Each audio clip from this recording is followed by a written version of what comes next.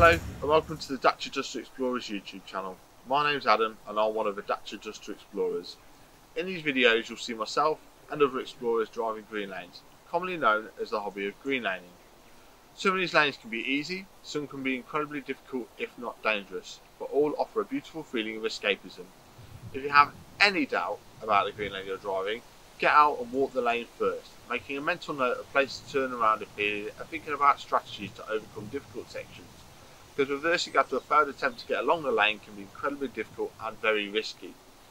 We abide by the Green Lane Association Glass Code of Conduct for driving these lanes and respect all others using the lanes, including horse riders and walkers, as we all have a part to play in keeping these routes open for everyone.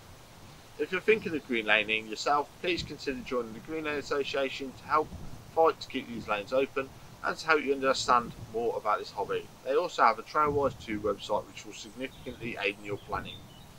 Please don't forget to like and subscribe to the YouTube channel to get updates on new videos and check out our previous massive video collection.